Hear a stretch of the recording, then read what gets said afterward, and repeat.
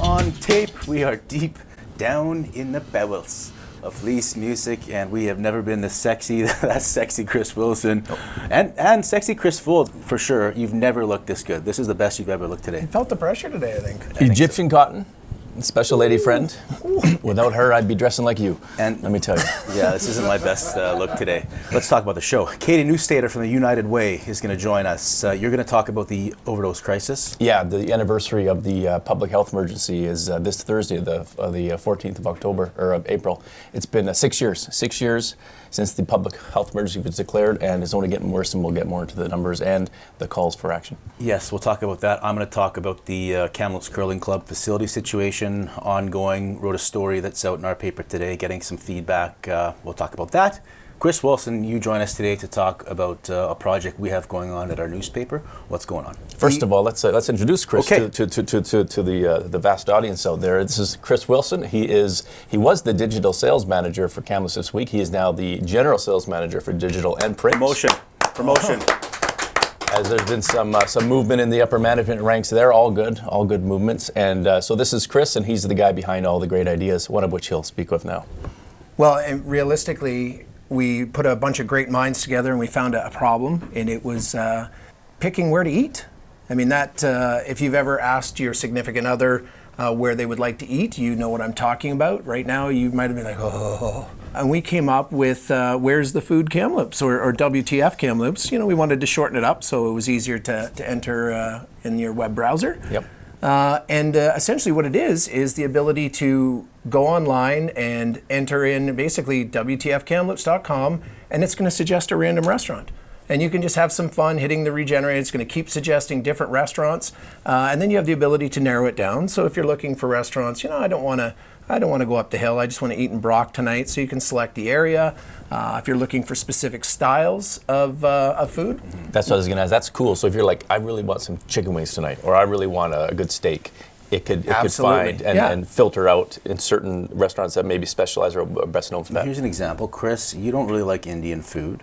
Yes. Catherine does, though. Yes. So how can we do something with the app there to keep everybody happy in that situation? So Catherine should find a new man that likes Indian food, because I mean, clearly that it's amazing. I grew up on Indian food. I grew up in Abbotsford, and back then we called it East Indian food. All my friends were East Indians, Indo-Canadians. I grew up on it. I just don't like the dal.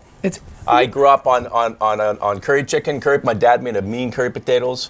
All the candy. So it's not that I don't blanket statement. I just don't like the dal. Well, you're the one that told me I don't like Indian food. I don't so that's like why the it's dal. a blanket statement.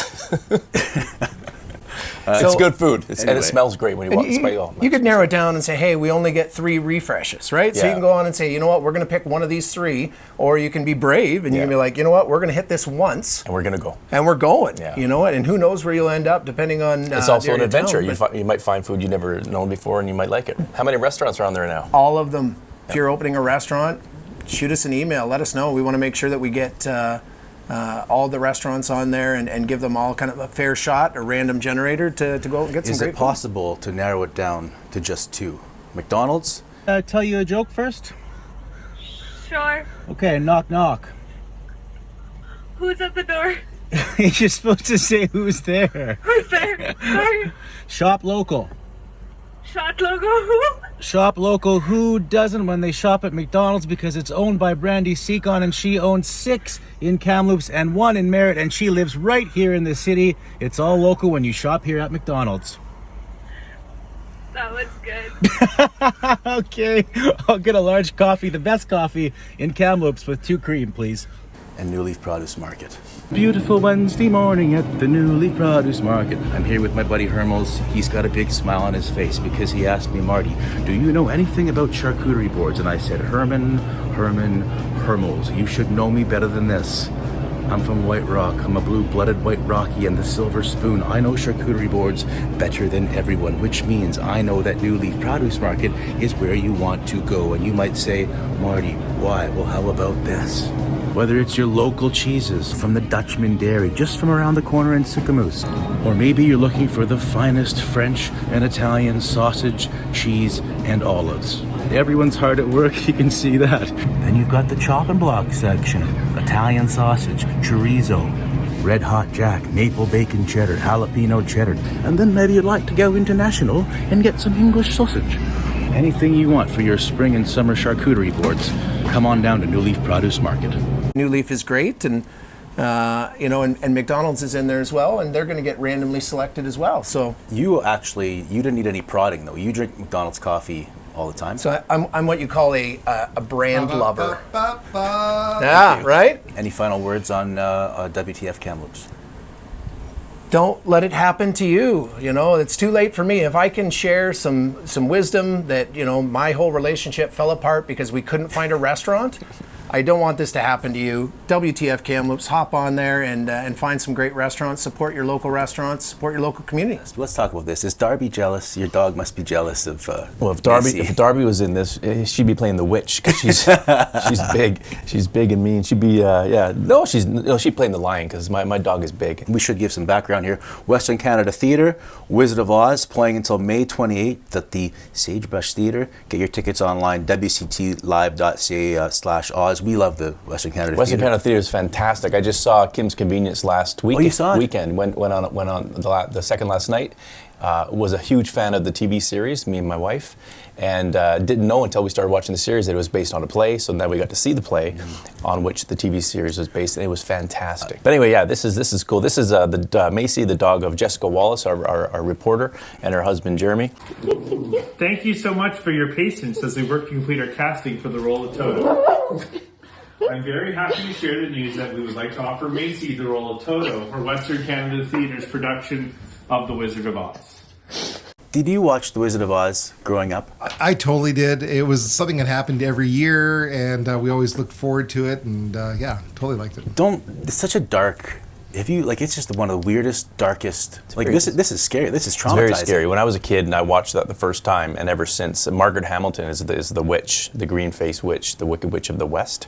And to this day, she is the scariest witch ever. Yeah. And no scary movie can outscare, even as an adult, Margaret Hamilton doing this witch thing because it's so perfect. Yeah, I just remember being traumatized, having nightmares about this scene. How did they show that to kids? Yeah. Even the Tin Man and the wizard part behind the... Yeah, and there's all this theories about what it really means. It's a political commentary. It's this and that. You put on you get yourself all oiled up and you put on the what? No one's heard that before. Oh no, if you have your beer, your cannabis, or your recreational delight of choice, and you put on Pink Floyd's The Wall at a certain point when the lion I think roars twice. And you turn off the sound to the movie, and you watch Wizard of Oz while the music's playing. The whole album apparently it ties in quite well with all the action on this. So this movie is very interesting. Mm-hmm. Yeah. Well, Charlie and the Chocolate Factory too. I remember the original with Gene Wilder. With Gene Wilder, Freaky. the original, Freaky. Going through the tunnel in the boat there, and I know. How did they show that? Well, nowadays it'd be a crime. Yeah. I know. Another one was Chitty Chitty Bang Bang. I was petrified of the guy who was trying to sniff out all the kids. I don't remember that one. Dick Van Dyke. He flew the cow. Well, did you want to say something, Mike? Well, I was going to say I don't know what movies you guys watched, but they weren't scary to me. I identified with the lion, and I was always charged about they're going to go get it, and that's sort of what was for me. The same with Willy Wonka was about a young kid that got a chance to do something.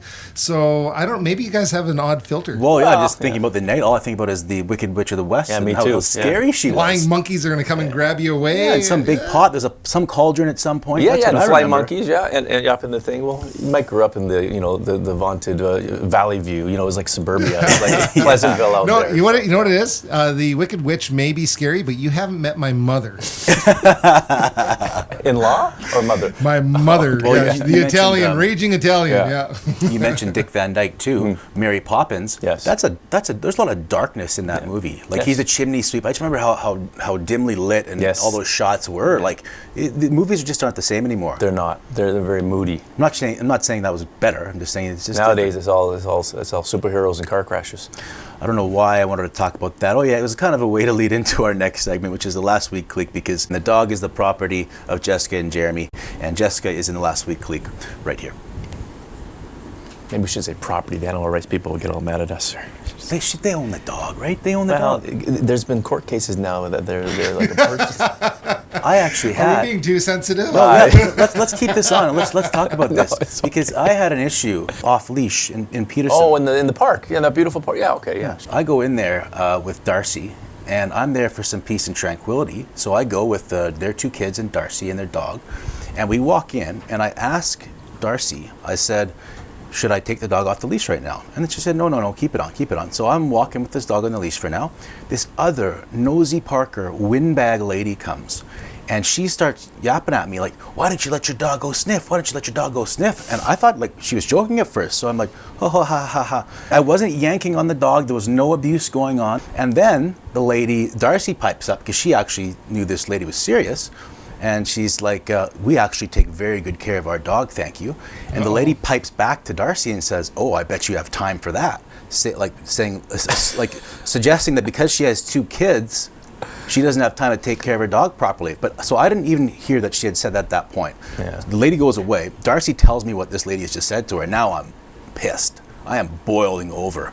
So I bite my tongue. I don't say anything yet. This lady wants one more crack though. So she's 20 yards down the road. She turns around and says something like, oh yeah. And I just unloaded on her. Mind your own business. Yes, it's just mind your own business. And it's like social media has morphed into the real world. It's really crazy.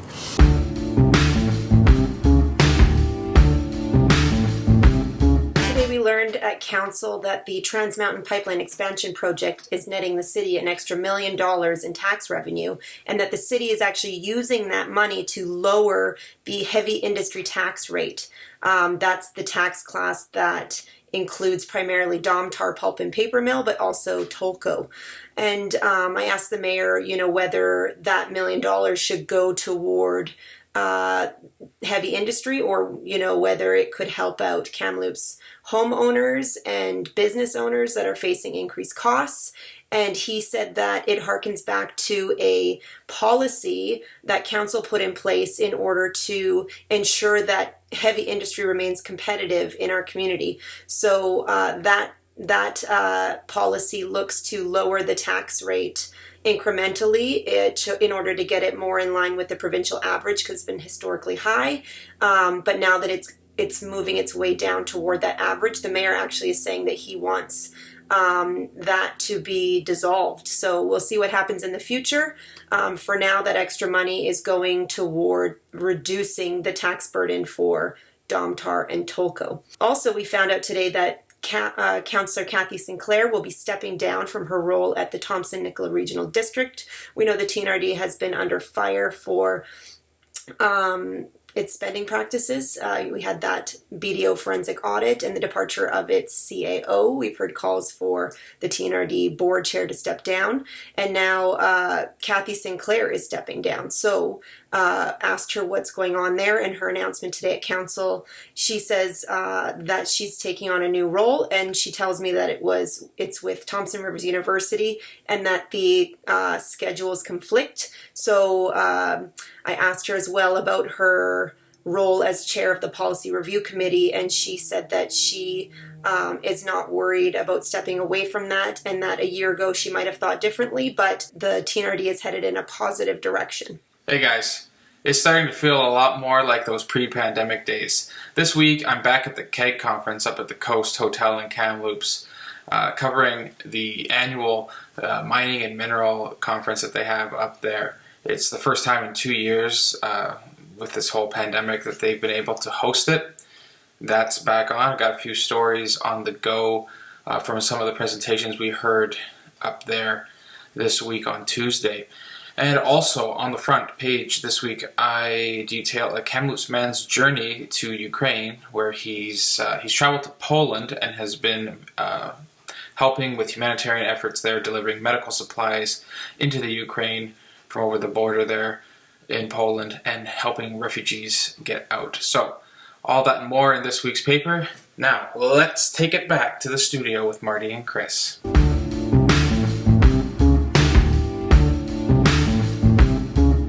Podcast listeners, does anyone just strictly listen to us on the podcast? No, everyone I know.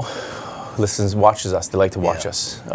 But no, I don't know anyone. The reason I ask is I did some research, and we've had 561 listens all time on our pod, which isn't a lot, but we do have some people to listen on podcasts. So if you're listening right now, let us know what the experience is like. I'm interested to know what we could do better, because obviously it might not translate a lot. We're doing a lot of video stuff. We want to focus on the video, but maybe there's some things we can do differently. Also, it breaks it down geographically for you where people are listening. We had 7 listens from Russia That's within right. within the last 90 days. So maybe the Kremlin is listening. Any message for the Kremlin? Mike? Careful what you say, I guess. Well, if they're listening, if someone in Russia is listening, do your bit and get rid of what's his name. Yeah, you're a terrible skater, Vladimir, Yeah, if you're listening. learn how to skate. Play more music. We also have an odd following in Prince Rupert. I don't know what that means. Yes. You know anybody in Prince Rupert? No, but no, I don't know anyone. We had an affiliate paper there once, the Northern View, but I'm not sure. No. It's shuttered? It's still there? It's still there. Yeah, it's a old black press paper. I think it's the deepest water port on the west coast. I think. Yeah. No Prince Rupert connection, Mike, for you?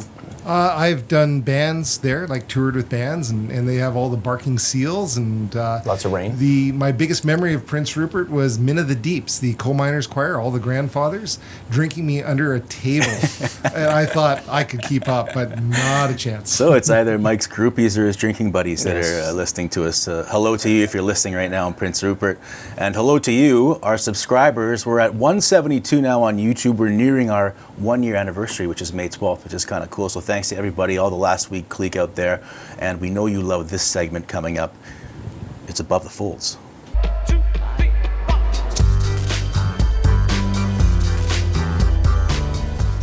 This is the Dalkey family. That's Brady, Megan, Debbie, and Brad. Brady, no longer with us. He's one of many in Kamloops who have passed away during this opioid crisis that you want to talk about.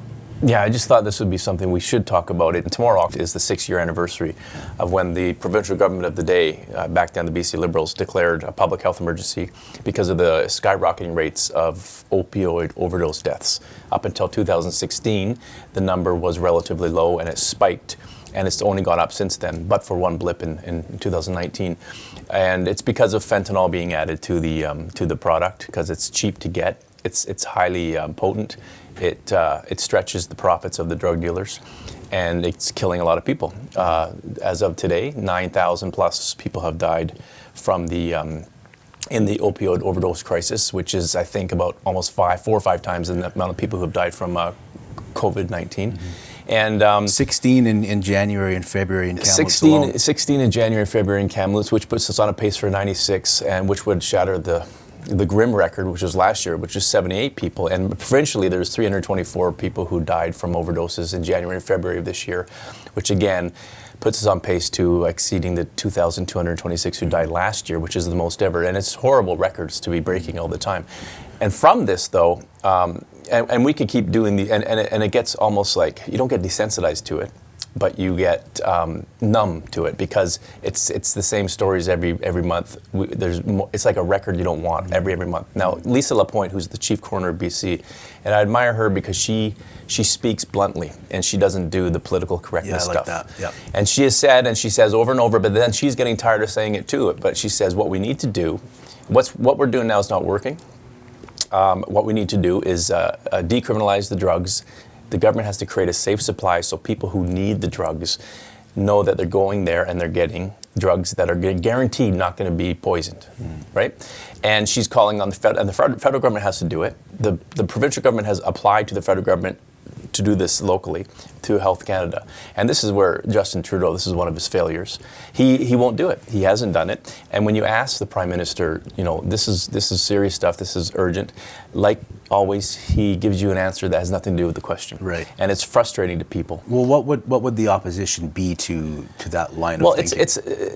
I think the opposition to that line of thinking is that you're going to enable people who have an addiction and you should give them help, which is, but this could be one path to that so they don't die on the way to maybe trying to get help. But 2, the other opposition to this relies in the mind of the people who grew up in the Just Say No Nancy Reagan 80s, right. Just Say No to drugs, which never worked. It's amazing how many people out there are like that. Even after we publish these stories, people in our office saying basically, that was a ridiculous story. Basically what they're saying is just don't do it. These people should just not do it, and why are we so sympathetic toward them?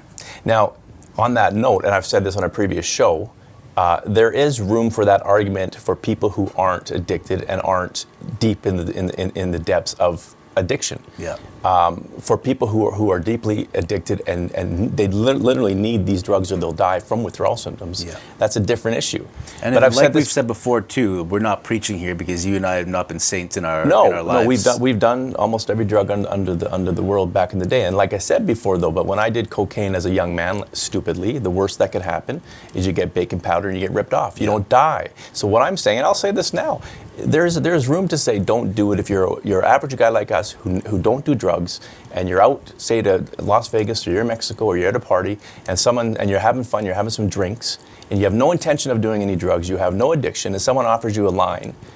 It's up to you to say no because that could kill you. Yeah. And for those people, you do have a choice to say no. I mean, and alcohol becomes a factor at that point, and you make stupid decisions, and people die. But it's been in the news enough. There's nobody on earth who doesn't know how dangerous this is. So for those people, you do have a choice. But we're talking about the people who need help, the addictions. And it's not just the marginalized people. I mean, look at this family. All you need to do is sit down with these parents of these families, and it's shocking. I mean, I think of the Adkins, they came into our office when I interviewed the parents, and it's in that boardroom that has barely any soundproofing, and the dad is wailing. He's wailing, crying, talking about his son that's gone because at a wedding, he decided to do cocaine, and it was laced. 5 of them passed out. I think it was 5, and he was the only one that passed away. This day, when I interviewed Brad and Debbie, we were at Sahali Secondary School. It was right during the start of the pandemic, and it was such a juxtaposition because it was this beautiful spring day. It was such a weird feeling already because why are we outside? We had to meet outside because it was sitting on weird picnic tables away from each other. We didn't know Let's meet at Sahali, and we're talking, and it's this beautiful day, and they come in and they're talking about just the worst subject matter, and then as we're talking, this chainsaw fires up in someone's backyard and just cuts through the kind of serenity of this day, and we're talking about this terrible subject matter, and they're distraught. You never forget those interviews, and that's why I think it's important to tell those stories, and it's very important for people to speak up and tell them, because you can't tell me that if a parent reads that story, they're not going to go and talk to their kid and say. I did. I always talk to the kids all the time, and I think I'm pretty sure that to this day they haven't done those hard drugs because of the fear. Not the fear I instilled in them. The reality I instilled in them is go have some fun, have your drinks, be careful, because all you can say is be careful, because it's going to happen to somebody who's going to think, well, it's got to be clean, and the guy knows who sold it to him. It's not always that way. Now, with the regulated drug supply, if you think about it, how many stories have we ever done about people who are dying of alcohol poisoning or going blind from moonshine? None, because it's regulated. You go to the liquor store, you buy it. It's government made, it's government regulated. It's safe. Same with the cannabis. It's safe. So why wouldn't they want to save lives? 9,000 already lost by going the same way with a regulated, and you would save money in the long run because you wouldn't have the problems with the health. But to play devil's advocate, though, like there's a difference between alcohol and cocaine and heroin, right? I mean, they're not the same. It's not apples to apples. I'll tell you, alcohol kills more people than all the other drugs combined. Yeah. It's more destructive than all those drugs combined. It's worse for your body than all those drugs combined. Maybe if we regulate drugs, and the numbers will go up because they're more easily accessible. Well, it didn't happen with cannabis. People thought when we opened the cannabis, people are going to drive stoned, there's going to be accidents, people are going to get lazy, this is going to happen. It didn't happen. And it wouldn't happen like this because the people using it are usually the people who are going to still use it. You're not going to have an influx of people saying, just because it's illegal, I'm going to go try heroin. And it's not like it's like on sale at a And store it wouldn't be anyway. sale at the store. It would be it's through not the same thing, dispensaries, it would be through prescriptions, like a methadone clinic, right? So I think Lisa Lapointe, our chief coroner, has been calling this forever, and it's time for the federal government to get off its ass and do something about it, because obviously they don't think 9,000 lives are enough to do anything about it, and it really is a shame, a tragedy, and it's a disgrace, really. Okay, let's move on to our next segment. We're going to meet Katie Neustaeter from the United Way. They're no strangers to social issues, and looking forward to chatting with her right now in Last Week, This Week.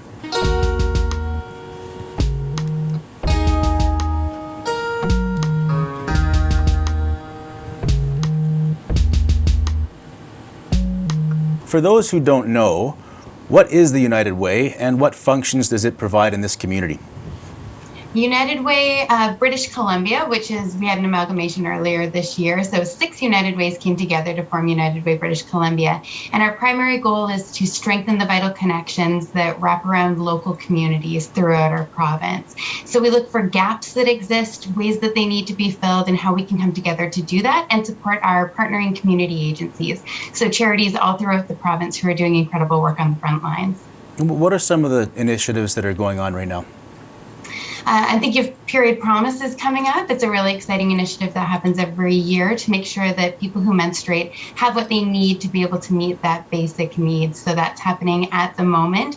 And some really exciting things coming down the pipe as well locally. We had a fantastic campaign that wrapped up this year. Really, really proud of how Kamloops always comes to the table in support of community.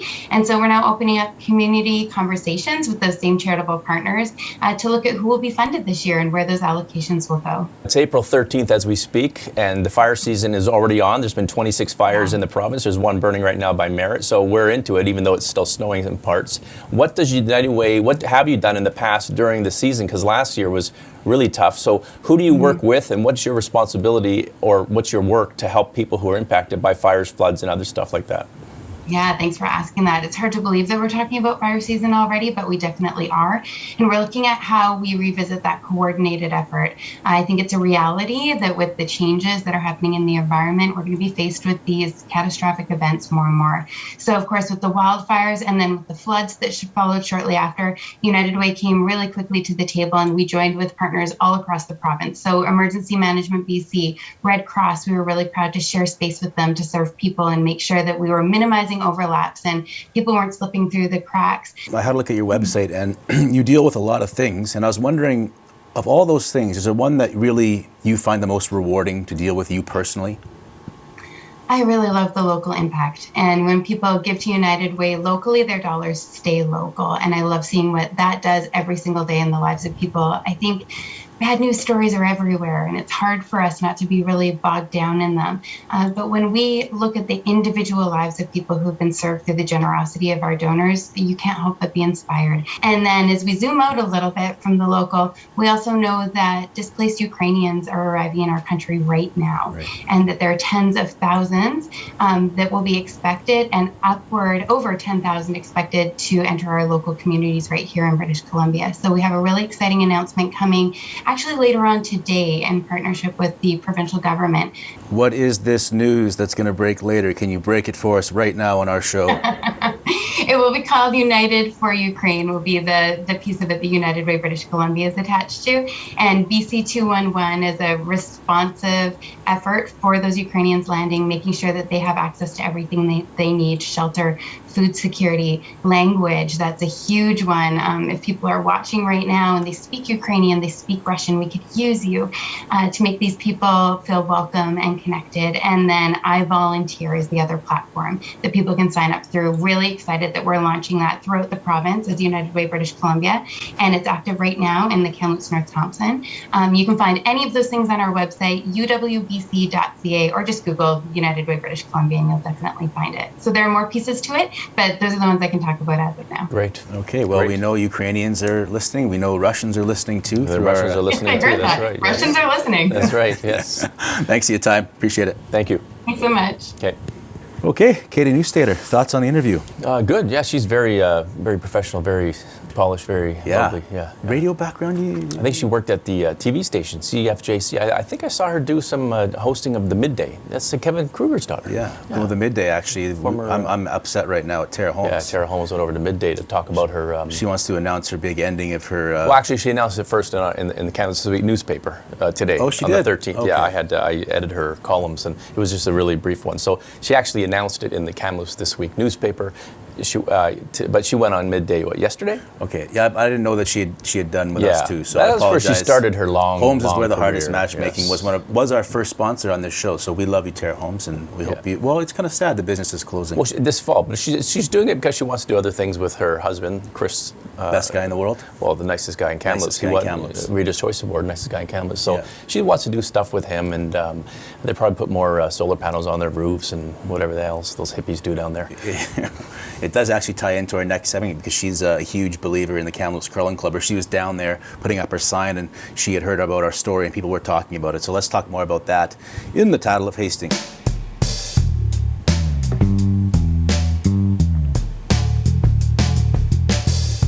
That right there is Barry McPhee. I took that picture a couple days ago outside the Kamloops Curling Center. Nice depth of field there. We should get Dave Eagles a run for his money. I like use that. the portrait function on my iPhone. That's an iPhone photo. Yeah, it's good. It's a good photo. But he emailed me. I was kind of surprised actually at the response or lack thereof after the first article that we did. I thought, believe me, there was people that reached out to me, but I thought we'd hear more from Kamloops Curling Club people saying we stand against this, and I know they were out there. I just didn't see the firestorm I thought I was going to. But Barry emailed me and he met me at the Vic and we talked. He was having a sandwich and his coffee and just speaking passionately about how there's no way in hell he's going down without a fight, the Kamloops Curling Center. So just your thoughts on the story that was in the paper. Well, it's like the part one story a few weeks ago about the future of curling in the city, and specifically the future of the Kamloops Curling Club downtown on Victoria Street next to the Memorial Arena. So the part two was more of the old guard, or the people who are really passionate about curling. Barry, there's Ken Brown, yeah, and others who understand, progress, quote unquote, but they really would like to see the club remain downtown. Especially, they mentioned the Kelson Group bringing in 500 units of residents, a lot of seniors housing just down the road, a lot of redevelopment downtown, a lot of activity of residents downtown, and I agree with them. And I've said this before. I curled twice this year as a spare downtown, and it's night and day difference between the atmosphere in the field there and the atmosphere in the field on Mac Island. I'm not going to take an opinion on this one because I have to cover it, but there's a population of people that are ready to go, and they think that it's time for a change. We know it's going to happen, and they're agreeable to go into Mac Isle. But there's also a huge population, and I think the key is they hate the fact they feel like they're being strong-armed by the city. Barry talked about that. I got a text from another lady who said to me, I feel like I've been heard. There was 43 comments on that story, and it's all, there's a lot of attacks going at Byron McCorkle too, as you would expect him. He's used to that. But he's in a tough position. He's in a tough position. They blame him for the renovation, and maybe he is going about this in good faith, but there's just a lack of trust there. Anyway, let's hear this clip right now from Ken Brown and from Barry McPhee talking about some of their issues. We know what that curling club means to the city, and it would be a damn crying shame if it was torn down. I'll vociferously and whatever I can do stand up to fight for it. And I do feel like the city council may be trying to strong arm them. This is one of the finest curling clubs in the country of Canada, which I would say then makes it the whole world. Lots of history. Do you feel like you're fighting an uphill battle? Yes. Because I'm fighting City Hall. You can't beat them, right? I don't think there's anything I can do other than to talk to you. You're my, sounding board, so to speak. Hopefully there's an article printed and people will read it. And there will be people maybe come out of the world and say, yeah, I remember that, and this is the way it was. I'm an old man now. It'll hurt me because of the history I have personally in that Kamloops Curling Club. I got 4 banners hanging in there. In my so-called glory years or at this Kamloops Curling Club. Kamloops Curling Club was everything to me growing up as a kid. Even the club on the other side was a curling club at one time, but it's no longer a curling club anymore. The members don't have any bar. They don't, they have nowhere to change their clothes even or put on their shoes. There's no room over there. If their plan is to actually use that curling club as a curling club, that ain't a club. It's disappointing. Ours is a club with all that we've done at our curling club. It's a place to go. It's a club. If they built a new building, the city did, and then what about that? Do you think that would work? Well, here's my take on that. It's nice. Is that a pipe dream? Yeah. Look how hard it was for us to go ahead and get the arena downtown for hockey. Why couldn't curling be downtown just like the hockey is? It's already downtown. If they're going to spend that much money, why wouldn't they spend that much money to fix up the club and make it a club? Kelson Group is planning on putting, 500, 600 new apartment buildings or whatever down in that area that they're renovating, and there for the convention center along with high density housing. I mean, why would you move a curling club that's already established in the downtown core out of an area that's going to have another 500 homes and move it to a place where they're not putting anything around, really?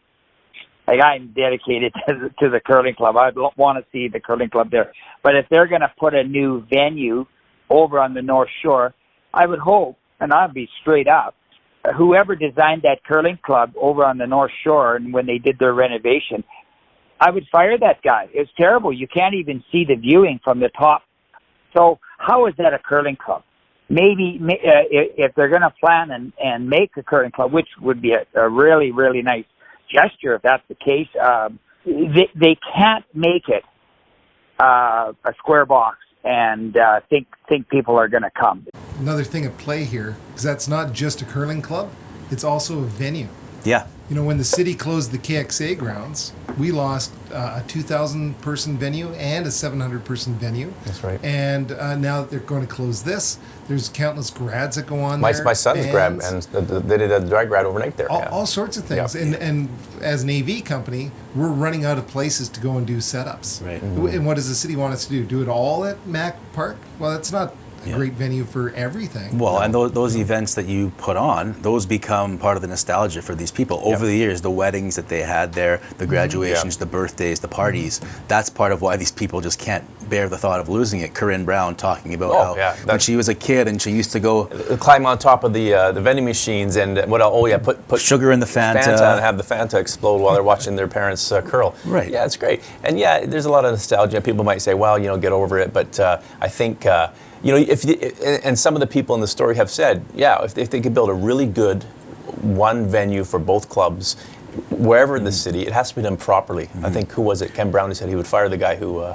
Interestingly, the only person, even of all these hardliners, who had an absolute stance was Barry McPhee. Even Ken Brown, you heard him saying there, okay, if they're going to do this in good faith and they do it properly, fair enough, but they don't like the strong-arming. And also one thing that I will bring up that didn't get into these stories, because I've heard about it a couple times, is, and it speaks to the strong-arming, or what they feel is strong-arming, is the city took away their tax exemption status with the Kamloops Curling Center, which they feel, so why now? Well, their excuse was, or what they call an excuse was, well, you're a competing business with your pro shop and your lounge and your concession, and other people pay taxes, so you're going to have to too.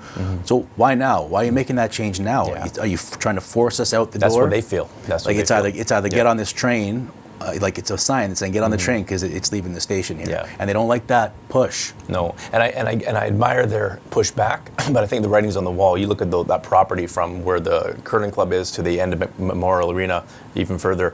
That's prime property, and I bet you the city wants to develop it, make some money, condos. Right. I mean, because I'll play the devil's advocate. Why couldn't you knock down Memorial Arena, build a multi-sport complex in there, including underground parking there? Maybe we can get squash. Get a squash. Get racquetball. Get racquetball back here. Squash and racquetball. Yeah. I mean, those are all things, and this is just, there's going to be more stories for the people who are pissed off that your voice wasn't heard in that story. The pro move crowd, you'll have your say as well. I'm sure there's people out there, Marty didn't talk to us. I admire their connection to that club because it's a very historic and very it's dear to their hearts for sure. Okay, so we've got 2 sets of 4 tickets that we had very little response to this giveaway, but the first set is going to a guy named Jordan Piper, because you got the question right. It was Colin Smith. He was the last Blazer before Logan Stankoven to reach 100 points. So there's 4 tickets for you, 2, 3, 4. You can pick them up at our office, 1365B. Dalhousie Drive in Southgate, which is just across from the post office, and you take a left as you're going down Notre Dame. You take a left. Southgate. We're in Southgate. Are we? Yeah, that's the area. No, it's not Sahali. It's Southgate. Well, I didn't know that was even a place, Southgate. Well, now you do. Yeah. Now you know some. Yeah. Okay. Down from Petland. And yes, right by Petland. The other 4 go to Kelly Olynyk's best buddy, Scott Pinio. Scotty Too Hottie, you're probably actually in Detroit right now with Kelly. He's a good pals with Kelly Olynyk, and he loves to flaunt that. He's an NBA groupie. He's the NBA groupie, like Mike's groupies and Prince Rupert. That's right. It's been a fun show. It's been a good show. That's Herman. Any thoughts on the veg here, Foulds? Well, this cucumber looks good. It's a field cucumber, right? I think it's a zucchini, isn't it? No, I think it's Is that a field, cucumber? It's a field cucumber, and it's better than Looks the English good in your hands cucumbers. there. in my opinion, I like these better than the English cucumbers. They just taste better because they come from the dirt where they're not all wrapped up in the. They're cheaper too. Yes, tomatoes on the vine here, some apples, and a little mini spaghetti squash from New Leaf Produce Market. Get on down there right now. They've got their meats and cheeses on sale. Go to McDonald's, get your coffee. For Bonnie, for Magic Mike, for Scott Finley and the Grand Ones, for Chris Foulds, I'm Marty Hastings. We'll see you last week.